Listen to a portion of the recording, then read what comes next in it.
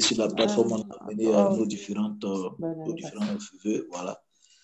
Que cette année soit une année de victoire, de célébration, d'espoir.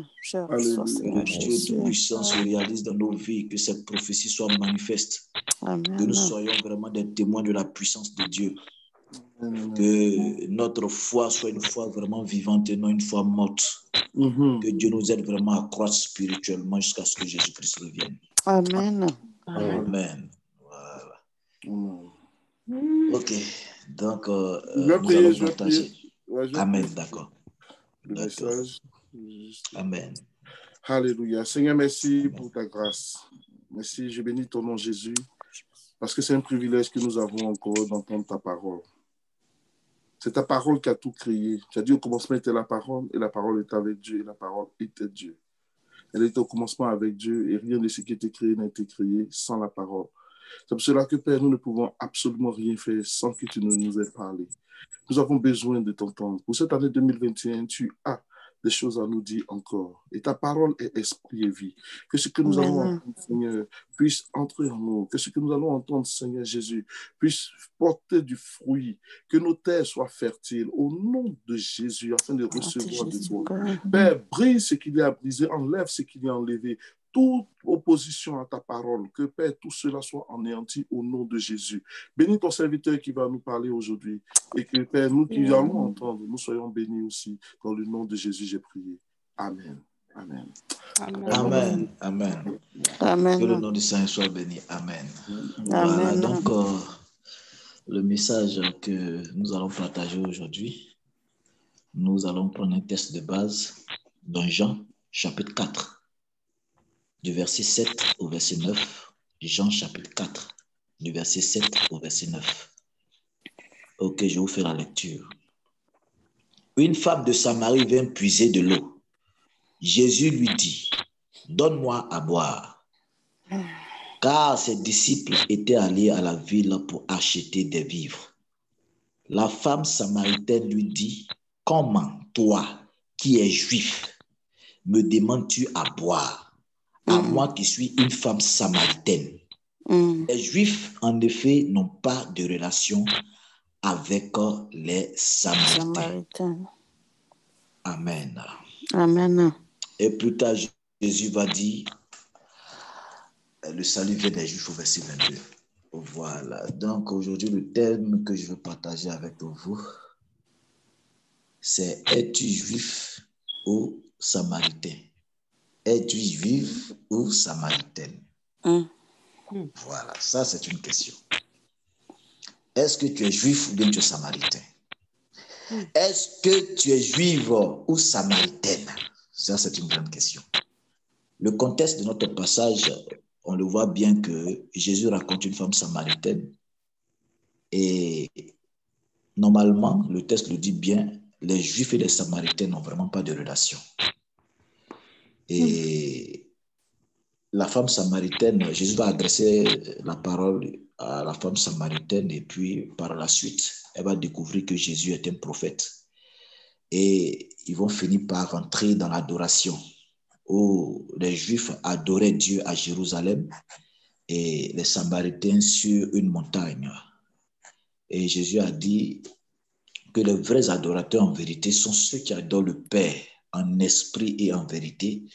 Ce sont de tels adorateurs que le Père recherche. Donc, des vrais adorateurs sont ceux-là même qui adorent Dieu en esprit et en vérité. C'est ce qu'il a dit véritablement de la femme samaritaine. Pourquoi aujourd'hui nous voulons parler de ça? Vous savez, si nous réussissons chaque fois pour écouter la parole de Dieu, c'est parce que cette parole doit susciter en nous la foi. Et c'est cette foi-là qui nous donne d'aller au ciel. Parce que c'est sûr, cette terre sur laquelle nous serons, un jour, cette vie va prendre fin sur cette terre. Et nous venons sur cette terre pour nous préparer. C'est pourquoi les prophètes dans l'Ancien Testament préparaient le peuple à la rencontre de leur Dieu. Des prophètes pouvaient dire, prépare-toi à la rencontre de ton Dieu. Nous devons chaque jour nous préparer à la rencontre de notre Dieu. Nous avons la grâce d'avoir encore le souffle de vie. Combien sont ces personnes qui sont parties, qui ont quitté la terre et qui n'ont pas rencontré réellement le Seigneur Jésus-Christ? Quelle est leur finalité? Vu que, bien-aimés de Dieu, il n'y a pas de prière pour être sauvé. Une fois que quelqu'un est mort, c'est fini. La Bible dit qu'il est réservé aux hommes de mourir sur foi. Après quoi vient le jugement. Donc, nous devons vraiment prendre au sérieux la vie que nous menons sur cette terre. Il y a beaucoup de messages qui sont prêchés, vous savez. Et chaque message, comme je disais tantôt, ne vient pas juste parce qu'on veut se réunir, on veut juste écouter la parole de Dieu, et puis on s'en va. Ah, le message était bon, le message était puissant. Ah, d'accord. Et puis c'est fini. Le message vient pour travailler, pour enlever quelque chose dans notre vie ou pour ajouter quelque chose dans notre vie. Et véritablement, nous devons diriger, arranger notre vie en fonction de la parole de Dieu. Vous savez, en lisant 3 Jean, chapitre 3, dans la version Le Semeur, il est écrit ceci. Je me suis beaucoup réjoui lorsque des frères sont venus de chez toi et m'ont rendu ce témoignage. Tu demeures attaché à la vérité et tu vis selon cette vérité. Je comprends dans ce texte que la personne dont il s'agit ici, la Bible dit qu'il demeure attaché à la vérité. Ça, c'est une première chose. Demeurer attaché à la vérité. Mais la deuxième chose, il dit, et tu vis selon cette vérité. Donc, c'est 2 dimensions. On peut rester attaché à la vérité. Tu connais la vérité. Tu sais, tu en parles. Mais est-ce que tu vis selon cette vérité? On entend beaucoup de choses, beaucoup de messages. Souvent, on est d'accord, souvent, on n'est pas d'accord. Mais lorsqu'on est d'accord avec le message, est-ce que nous passons à cette deuxième étape, la pratiquer, vivre selon la vérité? Bien-aimé de Dieu, moi, je veux rentrer au ciel. Et Dieu pouvait dire à Ézéchiel, si tu dis aux méchants, dans Ézéchiel chapitre 38 à partir du verset 18, Ézéchiel plutôt chapitre 3 à partir du verset 18, si je dis aux méchants, tu mourras, et il ne se laisse pas avertir qu'il meurt, son sang redescendra sur sa tête. Mais si je dis aux méchants qu'il mourra, et puis il ne se laisse pas avertir, son sang redescendra sur lui-même. Donc si nous nous avertissons de part et d'autre, souvent, nous posons des actes de méchanceté. Voilà, y compris moi, y compris toi, y compris nous tous, parce que personne de nous sur cette terre n'atteindra la perfection. Donc, Dieu voudrait véritablement nous interpeller chaque fois. Et moi, pour ma part, Dieu m'a interpellé sur beaucoup de choses, sur certaines choses me concernant. Et je veux vraiment faire le travail de Dieu comme Dieu me l'oriente. Parce que si Dieu a décidé que je puisse le servir, ce n'est pas parce que je suis meilleur que qui que ce soit, ou bien je suis très mis à part par rapport à d'autres personnes. C'est juste la grâce de Dieu et la faveur de Dieu. Donc, le message que Dieu confie, il faudrait que nous puissions prêcher le message tel que Dieu veut, non pas pour faire plaisir à un homme, mais pour faire plaisir à Dieu. Donc, revenons sur notre texte. Notre thème, c'est « Es-tu juif ou samaritain ?» D'abord, pour comprendre bien le juif, qui est le samaritain, on va chercher à comprendre d'abord le juif, c'est qui? D'abord, le juif, c'est tous ceux qui sont enfants d'Abraham de manière biologique. Voilà, qui sont enfants d'Abraham de manière biologique. Les Israélites sont appelés les juifs. Et ce sont ces juifs-là, selon l'Ancien Testament, qui adoraient le véritable Dieu, qui adoraient l'Éternel des armées, qui adoraient Yahweh. Lorsqu'ils ont été délivrés de l'Égypte, Dieu leur a fait comprendre dans Lévitique chapitre 20, le verset 23, qu'ils ne devaient pas s'associer aux coutumes des autres peuples qu'ils allaient trouver, parce qu'ils étaient un peuple à part, un peuple consacré. Ils adoraient Dieu, donc par conséquent, ils devaient se distinguer. Donc les Juifs étaient un peuple consacré à l'Éternel, ils ne faisaient qu'accomplir la volonté de Dieu. Et quand on rentre dans le Nouveau Testament, vous allez voir que selon la définition du Nouveau Testament, le Juif, en réalité, n'est plus cette personne-là qui est descendant d'Abraham, qui est sorti d'Abraham, qui est enfant biologique d'Abraham. Mais le véritable Juif, en réalité, il l'est de manière spirituelle. Le vrai Juif, c'est celui qui l'est de manière spirituelle. C'est pourquoi dans Romains chapitre 2, le verset 28 au verset 29, voici ce que la Bible dit. Le Juif, ce n'est pas celui qui en a les dehors, donc les apparences. Et la circoncision, ce n'est pas celle qui est visible dans la chair. Mais le Juif, c'est celui qui l'est intérieurement. Donc le véritable Juif, c'est à l'intérieur. Et la circoncision, c'est celle du cœur selon l'esprit et non selon la lettre. La louange de ce Juif ne vient pas des hommes, mais de Dieu. Ce passage nous enseigne en réalité qu'un Juif n'est pas celui qui est forcément sémitique. Le vrai juif, ce n'est pas celui qui est forcément enfant biologique d'Abraham, d'Isaac ou de Jacob. Mais un véritable juif, en réalité, il est de manière intérieure, c'est à l'intérieur, c'est de manière spirituelle qu'on est enfant d'Abraham. Dans Galates chapitre 2, le verset 7, il dit « Reconnaissez que ce sont ceux qui ont la foi qui sont enfants d'Abraham. » Donc, tout le monde n'est pas enfant d'Abraham. Ce n'est pas parce que quelqu'un est né vraiment d'Abraham de manière biologique qu'il est forcément enfant d'Abraham.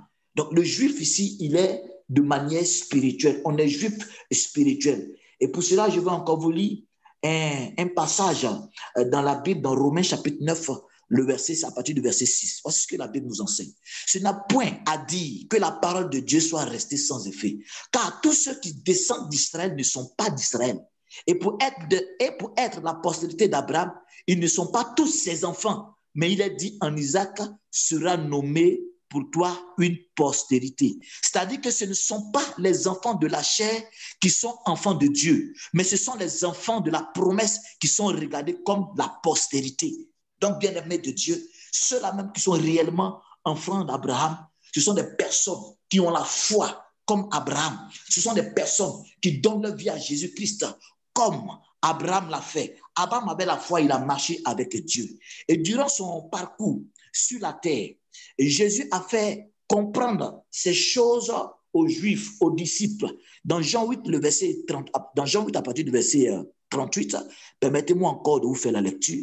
Je sais que vous êtes la postérité d'Abraham, mais vous cherchez à me faire mourir parce que ma parole ne pénètre pas en vous. Je dis ce que j'ai vu chez mon père et vous faites ce que vous avez entendu de la part de votre père.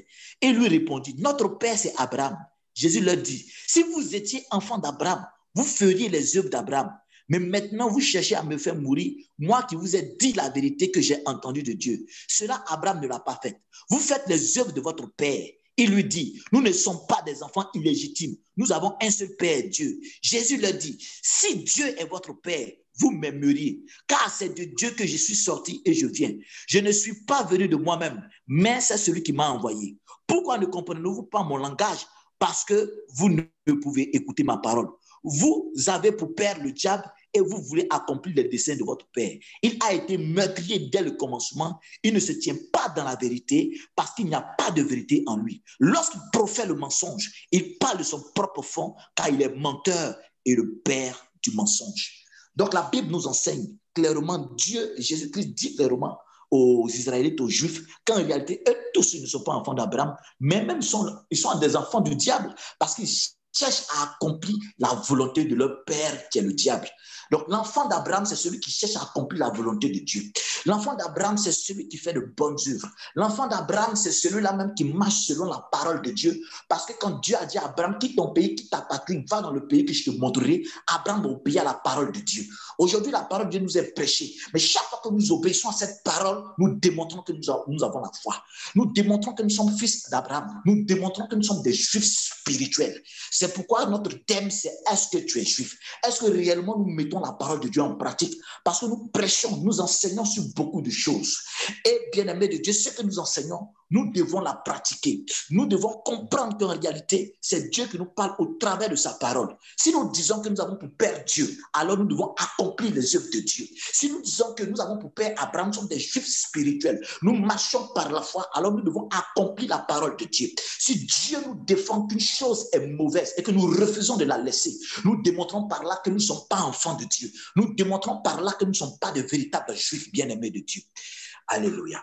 Que Dieu nous aide à comprendre ces choses. Et vous savez, dans Jean chapitre 4, Jésus parle avec la femme samaritaine. Et la femme samaritaine dit au verset 12 qu'elle est la fille, elle aussi enfant de Jacob. Mais Jésus lui dit au verset 22 que le salut vient des Juifs. Mais le salut ne vient pas des Samaritains. Jésus tente de le faire savoir tout simplement qu'en réalité, véritablement, un véritable enfant de Dieu, un enfant de Dieu qui est consacré, un véritable juif, réellement est sauvée puisque le salut vient des Juifs. Il est en train de dire de manière indirecte que la femme n'est pas encore sauvée parce qu'elle est samaritaine. Et les samaritains n'adoraient pas Dieu comme il se devait, bien-aimé de Dieu. Si tu es juif, tu marcheras selon ce que tu entends de la part de ton Dieu. Alors, qui sont les samaritains? Leur origine. Dans 2 Rois, chapitre 17, nous voyons l'origine des samaritains. L'origine des samaritains, vous allez voir que dans le contexte, il y avait un roi qu'on appelait Osée qui faisait des choses qui ne plaisaient pas à Dieu. Et comme ces choses ne plaisaient pas à l'Éternel, qu'est-ce que Dieu va faire?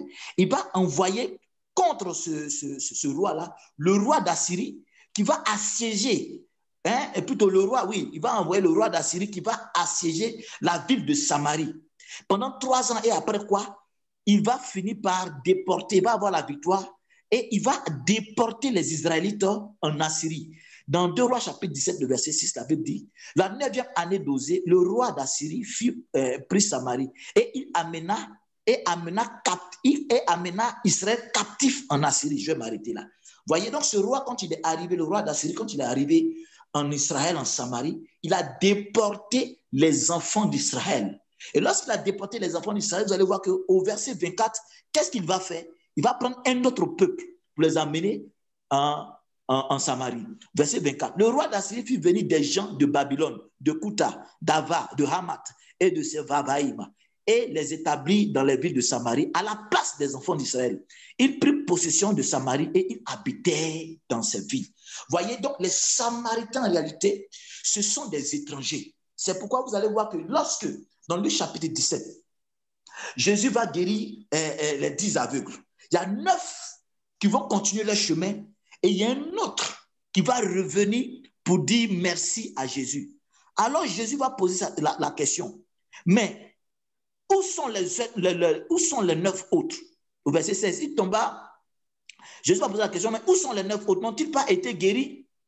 Mais pourquoi il n'a que ce Samaritain, cet étranger au verset 18? N'est-il pas trouvé que cet étranger pour revenir et donner gloire à Dieu? Et le verset 16 nous dit, il tomba sur sa face aux pieds de Jésus et lui rendra grâce. C'était un Samaritain. Donc ce Samaritain, Jésus dit de lui qu'il était un étranger. Pourquoi je donne ces détails? Parce que j'avais écouté quelqu'un qui estimait que les Samaritains étaient réellement des Juifs. Mais en réalité, les Samaritains ne sont pas des Juifs, sont considérés comme des étrangers. Et dans Matthieu chapitre 10, le verset 5, lorsque Jésus envoie ses disciples pour aller prêcher la parole de Dieu, au verset 5, il donne une recommandation. Voici ce qu'il dit. Tels sont les 12 que Jésus envoya après leur avoir donné les instructions suivantes. N'allez pas vers les païens et n'entrez pas dans les villes des Samaritains.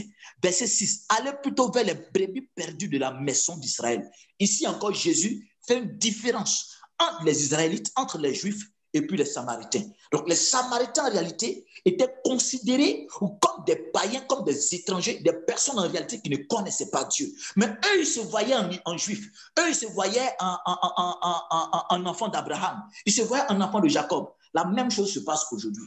Nous sommes tous chrétiens. On se dit on est tous chrétiens. Mais parmi nous, là, il y a des chrétiens qui sont réellement des Juifs. Et puis il y a des chrétiens qui sont des Samaris. En réalité, il y a des gens qui disent qu'ils sont chrétiens, mais ils ne le sont pas. Ils ne le sont pas parce qu'ils ne pratiquent pas réellement ce que Dieu veut. Ils n'arrivent pas encore à se séparer. Ils n'arrivent pas encore à se démarquer de l'idolâtrie et puis de la bonne foi. Et ils n'arrivent pas à se démarquer de la vraie adoration et de la fausse adoration parce que Jésus a attiré l'attention de cette femme samaritaine. Il dit, vous adorez ce que vous ne connaissez pas. Vous ne connaissez pas. Mais nous adorons ce que nous connaissons car le salut vient des Juifs bien-aimés de Dieu. Les Samaritains, vous allez voir dans 2 Rois chapitre 17, ils adoraient l'Éternel, c'est ce que la Bible dit. Mais en plus d'adorer l'Éternel, écoutez ce que la Bible dit à partir du verset 32. En plus d'adorer l'Éternel, les Samaritains, voici ce qu'ils faisaient au verset 32. Ils craignaient aussi l'Éternel, donc les Samaritains, et ils se créaient des prêtres des hauts lieux pris parmi tout le peuple. Ces prêtres offraient pour eux des sacrifices dans les maisons des hauts lieux. Ainsi, ils craignaient l'Éternel et ils servaient en même temps leur Dieu, d'après la coutume des nations d'où d'où on les avait transportés. Donc, voici les Samaritains. Qu'est-ce qu'ils faisaient? Ils craignaient Dieu. Donc, ils étaient chrétiens. Mais en même temps qu'ils étaient chrétiens, ils adoraient des idoles. Ils adoraient des faux dieux. Ils représentaient ce qu'ils adoraient. Ils n'avaient pas abandonné leur coutume, la coutume de ce monde, les traditions de ce monde. Ils vivaient conformément au siècle présent. Donc, bien aimé, dans la vie des Samaritains, il y a ce qu'on appelait le syncrétisme, un mélange de religions. Vous voyez, ils adoraient l'Éternel, mais ils n'avaient pas abandonné leur passé. Ils n'avaient pas abandonné leur coutume, ils adoraient encore d'autres dieux bien-aimés de Dieu. Est-ce que je suis véritablement juif? Est-ce que tu es véritablement juif? Si nous ne sommes pas juifs, que nous sommes des Samaritains, ça démontre par là que nous n'avons pas encore abandonné certaines choses. Si je suis juif, j'abandonne les coutumes que j'avais dans le monde. J'abandonne ce que j'avais dans le monde. Je me répands totalement de ce que la Bible condamne. Je me répands totalement de tout ce que la Bible interdit pour me conformer à la parole de Dieu, pour adorer un seul Dieu sans le représenter. Parce que Jésus a été clair dans sa parole. Les vrais adorateurs que lui, Dieu recherche, ce sont des adorateurs, ceux-là qui l'adorent en esprit et en vérité. Il n'y a pas de débat là-dessus, bien aimé de Dieu. C'est pourquoi je dis, si nous avons accepté Jésus comme notre Seigneur et notre Sauveur personnel, c'est pour rentrer au ciel. Ce n'est pas pour faire plaisir à un prêtre, ce n'est pas pour faire plaisir à un pasteur ou bien un prophète ou bien une église. Ce n'est pas pour faire plaisir à qui que ce soit. C'est pour faire plaisir à Yeshua HaMashiach. C'est pour faire plaisir à Jésus-Christ de Nazareth. Les hommes ont qu'à te rejeter à cause de ta foi. Mais si Dieu t'a accueilli, c'est la plus grande de toutes les choses. Les hommes ont qu'à te mépriser à cause de ta foi. Jésus, même dans Isaïe 53, la Bible dit qu'il était méprisé par les hommes. Il était un homme de douleur habitué à la souffrance. Celui dont on détourne le regard. Personne ne le considérait. Personne n'appréciait la valeur qu'il était, bien aimé de Dieu. Nous sommes dans ce monde, mais nous ne sommes pas du monde. Nous ne pouvons pas pratiquer les œuvres des ténèbres. On ne peut pas continuer à dire qu'on est chrétien et puis encore des œuvres des chrétiens dans notre vie. On n'est pas véritablement chrétiens, on est des menteurs, on ne dit pas la vérité, on se trompe nous-mêmes, bien-aimés de Dieu. La trompette peut sonner du moment au lendemain. Tu peux partir te coucher, ton souffle va partir. Tu vas dire quoi à Dieu si tu n'es pas encore séparé de certaines choses? Si tu penses que c'est demain, tu vas te séparer de certaines choses. Si tu penses que c'est après-demain, dans une semaine, est-ce que tu sais à quel moment Dieu va te rappeler? Est-ce qu'on sait à quel moment Dieu va rappeler notre souffle? Est-ce qu'on sait à quel moment notre parcours sur la terre va prendre fin? C'est pourquoi Dieu nous appelle chaque jour à nous repentir, à regarder dans notre vie qu'est-ce qui ne va pas pour s'en débarrasser. Parce que la Bible dit malheur à la terre car le diable est descendu vers vous avec une ardente colère. Il sait qu'il a peu de temps à vivre. Le diable est déchaîné contre ta vie. Le diable est déchaîné contre ma vie. C'est pourquoi je le dis tout le temps. Je n'ai pas un problème avec les hommes. Je n'ai pas un problème avec une église. Je n'ai pas un problème avec un pasteur ou un prêtre, mais j'ai un problème avec les esprits des ténèbres. J'ai un problème avec le diable. Parce que la Bible dit, nous n'avons pas à lutter contre le sang et la chair, mais contre les autorités, contre les princes de ce monde des ténèbres, contre les esprits méchants dans les lieux célestes. Nous combattons contre les esprits, nous ne combattons pas contre les hommes bien-aimés de Dieu. C'est pourquoi, si tu es dans le bon combat, si tu es dans le bon combat, et si tu veux réellement mener le bon combat, qu'est-ce que Dieu dit de toi? Comment Dieu te voit? Est-ce qu'il te voit en juif? Est-ce qu'il te voit en samaritain? Parce que les Samaritains n'ont pas abandonné leur ancienne vie. Les Samaritains n'ont pas abandonné leur coutume. Ils adoraient l'Éternel, c'est vrai, mais ils avaient encore des idoles dans leur cœur. Ils avaient encore des idoles dans leur maison. Ils avaient encore des représentations dans leur maison, bien-aimés de Dieu. Nous devons adorer un seul Dieu. Dieu est jaloux et il dit qu'il ne partage pas sa gloire avec qui que ce soit. On demande des choses à Dieu, mais on n'est pas encore prêt pour se séparer. On n'est pas encore prêt pour se séparer, bien-aimés de Dieu. Élie a eu ce problème arrivé à un certain moment donné de son ministère, où tout Israël était tourné vers les prophètes de Baal. Alors Dieu va dire à Élie, va te présenter devant Akab, devant tous ces faux prophètes. Mets-les au défi. Le Dieu qui va répondre par le feu, c'est celui-là qui est le véritable Dieu. Mais la Bible dit, lorsque Élie est parti se présenter devant le peuple, dans 1 Roi chapitre 18, le verset 21, il dit au peuple, jusqu'à quand clocherez-vous de deux côtés? Si c'est l'Éternel qui est Dieu, adorez Dieu. Si c'est Baal qui est Dieu, adorez Dieu. La Bible dit le peuple n'a pas pu répondre. Je veux dire à quelqu'un, si c'est l'Éternel qui est Dieu, adore-le complètement. Si ce sont les idoles que tu préfères adorer, adore-le complètement. N'aie pas un pied dedans puis un pied dehors. Aie tout ton pied dedans parce que ces choses irritent l'Éternel. Ces choses créé la colère de Dieu. Il n'aime pas les idoles. Il dit fuyez les idoles, fuyez l'idolâtrie. On doit fuir toute forme d'idolâtrie. Que l'idolâtrie soit spirituelle, que ce soit dans notre cœur, que ce soit en image, en réalité. On doit fuir les fausses religions. Ces fausses religions viennent pour tuer notre foi. Je ne peux pas continuer de prier avec un pasteur qui est dans la vérité et puis continuer de prier un pasteur qui n'est pas dans la vérité. Je ne peux pas continuer de partir dans une église qui n'est pas dans la vérité pendant que moi-même j'ai reçu le message que ce n'est pas bon. Si tu continues de le faire, ça veut dire que quelque part tu es encore samaritain. Ça veut dire que quelque part tu es encore samaritain. Tu dois te séparer. Je dois me séparer, bien-aimé de Dieu. On ne vient pas pour faire plaisir à quelqu'un. Je ne viens pas pour faire. Dieu ne m'a pas appelé pour faire plaisir à quelqu'un. Dieu ne t'a pas appelé pour faire plaisir à quelqu'un. On doit se repentir réellement de nos œuvres. Si on veut adorer Dieu, on l'adore. Si on ne veut pas, ce n'est pas la peine. Parce que pourquoi tu vas te sacrifier? Tu vas te sacrifier, tu vas te priver de certaines choses pendant qu'il y a encore d'autres choses que tu n'as pas à laisser. Tu vis mal. Souvent, je dis à des personnes, c'est mieux. Si tu veux vivre dans le péché, il faut bien vivre dans le péché. Parce que si tu te caches pour pécher, ce n'est pas doux, ce n'est pas bon. Tu ne vas même pas prendre plaisir à ça. Si tu veux pécher, pêche bien. Et c'est ce que Jésus a dit. Il dit que celui qui pêche, pêche encore plus. Que celui qui pratique l'injustice, pratique encore l'injustice. Mais que celui qui se sanctifie encore, bien-aimé de Dieu. On ne peut pas clocher des deux côtés. On ne cloche pas des deux côtés. Il faut savoir où tu pries. Il faut savoir où tu pries. Souvent, vous savez, je me promets souvent sur Internet pour écouter aussi certaines personnes. Parce que je le dis toujours, je n'ai pas de problème avec des hommes. Mais j'ai un problème. Ou bien, je ne suis pas en guerre avec des hommes. Mais je suis en guerre avec des esprits. Parce que Paul dit à Timothée, l'Esprit dit expressément que dans les derniers temps, quelques-uns abandonneront la foi pour s'attacher à des esprits séducteurs et à des doctrines de démons. Donc, il y a des enseignements de démons. Beaucoup vont abandonner la véritable foi. Ce qui est écrit pour s'attacher à des enseignements qui sont inspirés par des démons. Donc, comment j'écoute quelqu'un? Il peut être inspiré par Dieu et il peut m'apprendre quelque chose que je n'ai pas percé. J'écoute. Mais en même temps que j'écoute, je garde à l'esprit que je dois discerner si ce message vient de Dieu ou bien ça ne vient pas de Dieu. Parce que dans 1 Jean 4, premier verset, la Bible nous dit ceci: bien-aimé, n'ajoutez pas foi à tout esprit, mais examinez, éprouvez les esprits pour voir s'ils viennent de Dieu. Car plusieurs faux prophètes sont rentrés dans le monde. À ceux-ci, reconnaissez l'esprit de l'erreur et l'esprit de la vérité. Le mot prophète veut dire servir Dieu, veut dire aussi porte-parole de Dieu. Donc un prêtre peut être prophète. Un pasteur peut être prophète.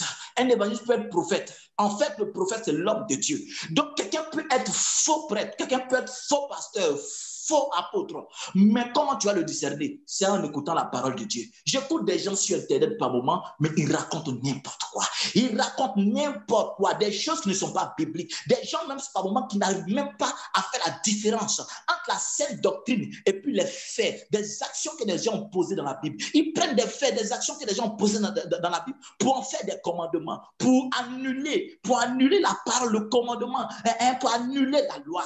Bien-aimé de Dieu, c'est aberrant. Bien-aimé de Dieu, on a besoin de formation pour servir Dieu. C'est pourquoi Jacques nous dit simplement, ne nous mettons pas tous à enseigner, car nous commettons des erreurs. Si tu veux prier quelque part, si tu viens prier sur cette ligne de prière, comme le pasteur l'a dit un jour, il faut prier Dieu, il n'a qu'à te convaincre. Si tu te dis qu'il est dans cette affaire, détache-toi des autres choses. Détache-toi des autres choses. Dans 2 Chroniques 20, le verset 20, il dit, ayez confiance en l'Éternel. Vous réussirez, ayez confiance, mettez votre confiance en l'Éternel, vous réussirez en ses prophètes et vous serez affermis. Donc, bien-aimé de Dieu, Dieu peut te dire, c'est à lui-là tu dois prier. Donc, tout ce qu'il va dire, ça veut dire que Dieu cautionne. Et par lui, Dieu va t'éclairer. Mais si tu pries, si tu cherches quoi au juste? On cherche quoi au juste? C'est quel miracle on cherche, bien-aimé de Dieu?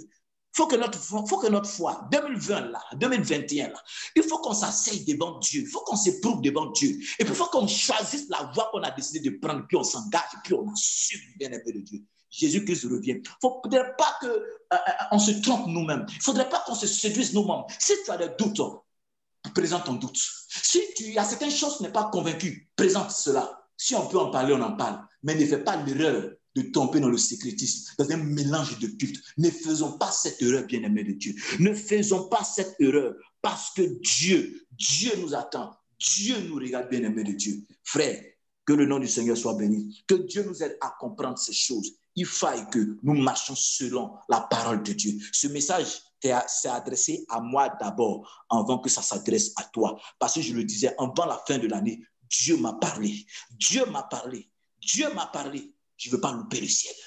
Je ne veux pas louper le ciel, bien-aimé de Dieu. Souvent, même les messages que nous prêchons, tu peux cacher la vérité à quelqu'un. Et puis, à cause du fait que tu aies caché cette vérité-là, Dieu ne va pas te reconnaître. Regardez, permettez-moi de vous dire, Romains chapitre 1, à partir du verset 18, dans la version Le Semeur. Romains chapitre 1, à partir du verset 18. Du haut du ciel, Dieu manifeste sa colère contre les hommes qui ne l'honorent pas. Je reprends. Du haut du ciel, Dieu manifeste sa colère contre les hommes qui ne l'honorent pas et ne respectent pas sa volonté.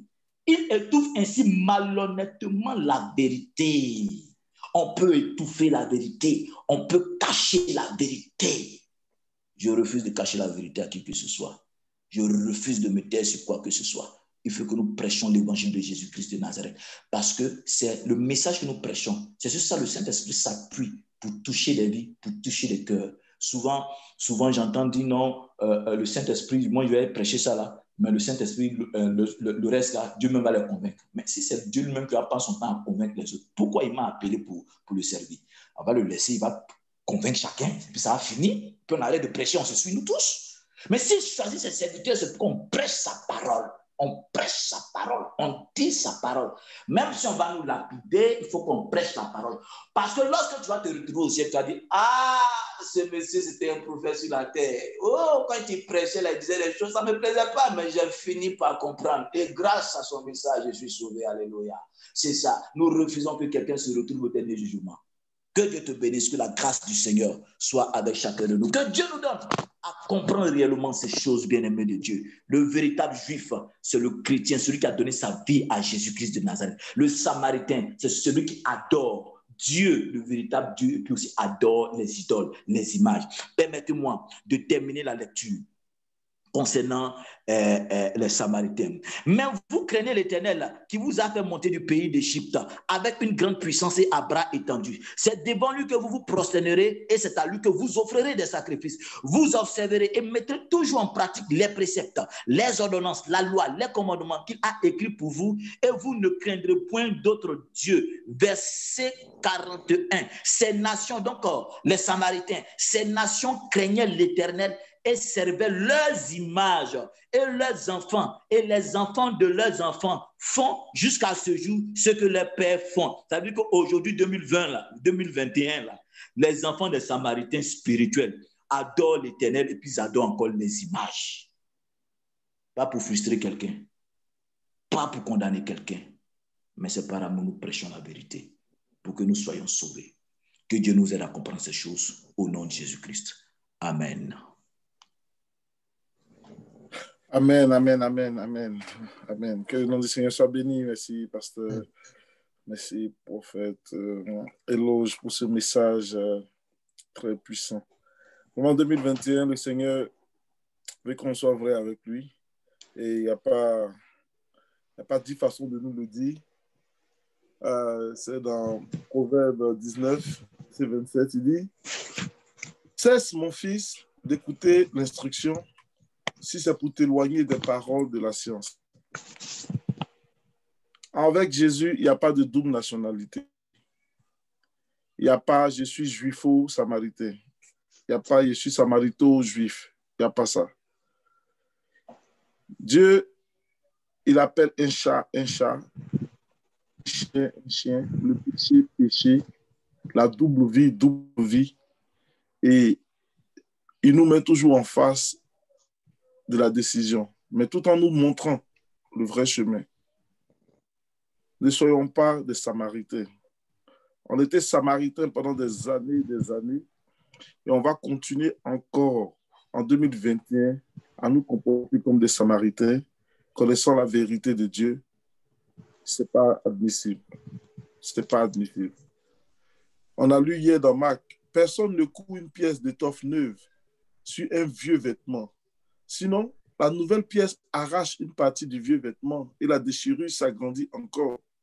Et personne ne verse du vin nouveau dans de vieilles outres. Sinon, le vin fait éclater les outres.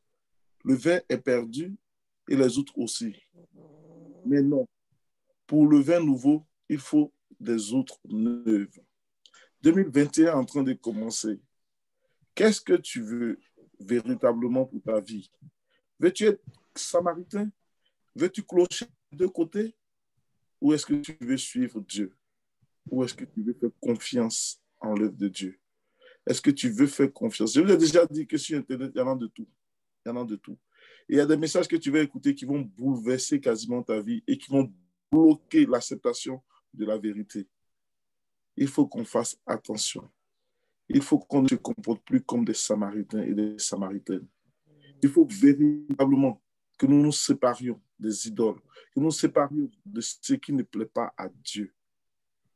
On a une année, 2021. On a pris des résolutions. Dis-toi aussi, ma résolution que je vais prendre, je vais faire confiance en Dieu, uniquement en la parole de Dieu. Si ça n'y est pas dans la parole de Dieu, ça ne me concerne pas. Ça n'y est pas dans la parole de Dieu, ça ne me concerne pas. Que ce soit mon oncle qui ait fait ça, ma tante, ma mère, mon père, peu importe, est-ce que c'est dans la parole de Dieu? Je vous ai déjà dit, ce n'est pas tout ce que nos parents nous ont légué qui était bon. Est-ce que c'est dans la parole de Dieu? Notre repère, c'est la parole de Dieu. Si ça n'y est pas dedans, on s'en éloigne. On s'en éloigne. On se sépare. Est-ce que les gens vont nous aimer parce qu'on s'est séparés? Bien sûr que non. Mais on n'est pas là pour plaire aux hommes. On est là pour plaire à Dieu. Je préfère être au paradis parce que j'ai désobéi aux hommes qu'être à l'enfer parce que j'ai beaucoup d'hommes qui seront eux-mêmes là-bas aussi avec moi. Ils n'auront plus le temps de regarder ma gloire ou bien mon obéissance à eux. Frères et sœurs, nous sommes dans les derniers temps. Il faut qu'on fasse un choix. Si tu veux pécher, pêche à fond. Profite de cette vie de péché. Je vous ai déjà dit que le péché est doux. Le diable ne va pas te tenter avec quelqu'un qui est amer. Personne ne veut prendre de la nivaquine. Personne. Mais il va te tenter avec des choses qui sont agréables. Donc, si tu veux profiter de ça, vas-y à fond. Lance-toi à fond. Fais-toi plaisir. Mais le salaire de ça, c'est la mort. Donc, tu fais ton choix. Mais si tu veux suivre Dieu, suis-le à fond. Suis-le véritablement. Fais des choix de choisir Jésus. Laisse tomber les anciennes pratiques. Laisse tomber ce qui t'a entraîné là jusqu'au nez. Dieu parle tantôt d'une manière, tantôt d'une autre. On ne prête pas attention à ce qu'il dit. Pour certains, c'est un dernier avertissement. Pour d'autres, il reste encore quelques jours. Pour d'autres, il y a longtemps que ça les brûle. Mais ils ne veulent pas lâcher. Ils ont encore ça écrit en eux. Ils ne veulent pas abandonner. Dieu te dit encore ce soir, si tu entends sa voix, n'endurcis pas ton cœur. N'endurcis pas ton cœur. On entre dans une nouvelle année. N'endurcis pas ton cœur. Aujourd'hui est le jour du salut. Aujourd'hui est le jour du salut. Frères et sœurs, le message était clair. Je n'ai pas grand-chose à ajouter. Merci, pasteur. Amen. Que celui qui a des oreilles entende. Que celui qui veut entendre, entende. Mais vraiment, je vous exhorte à ne pas continuer de marcher comme des Samaritains, de marcher maintenant comme des Juifs. Comme il a si bien dit, le Juif, ce n'est pas celui qui est né à Jérusalem. Non, on est Juifs dans le cœur. Nous qui obéissons à la parole de Dieu. Nous qui obéissons Dieu. Nous qui croyons ce que Dieu dit et nous qui gardons cette voie. Nous ne gardons pas les préceptes de Dieu. Si nous faisons des amalgames, si nous voulons au monde, nous sommes des Samaritains. Et moi, je ne veux pas être Samaritain. Je ne veux pas du tout être Samaritain. Je ne crois pas que quelqu'un ici parmi nous veut continuer une vie de Samaritain ou de Samaritaine. Engageons-nous avec Dieu. On ne sera jamais déçu. Dieu n'abandonne jamais ses serviteurs. Dieu n'abandonne jamais ceux-là qui sont réels avec lui. Dieu n'abandonne jamais ceux-là qui perdent leur vie pour lui servir. Parce qu'il a dit, si tu veux gagner ta vie, tu vas la perdre. Mais si tu perds ta vie à cause de lui, Jésus, tu vas la gagner. Dieu ne va pas t'abandonner. Mais je t'en prie, cesse de balader tes oreilles partout. Cesse de t'entourer de ce qui n'est pas biblique. Cesse d'inviter dans ta maison des choses qui ne sont pas spirituellement reconnues par la parole de Dieu. Tu attires simplement des démons. Tu attires des démons dans ta maison. J'ai sur moi qui n'est pas dans la Bible me donne accès à Satan. Et si tu as donné accès à Satan, on va prier. Nous, c'est ce qu'on peut faire. On va prier. Mais le problème ne va pas partir. Parce que toi-même, tu l'as invité chez toi. Il ne faut pas que nous soyons des Samaritains. Frères et sœurs, il ne faut pas que nous soyons des Samaritains.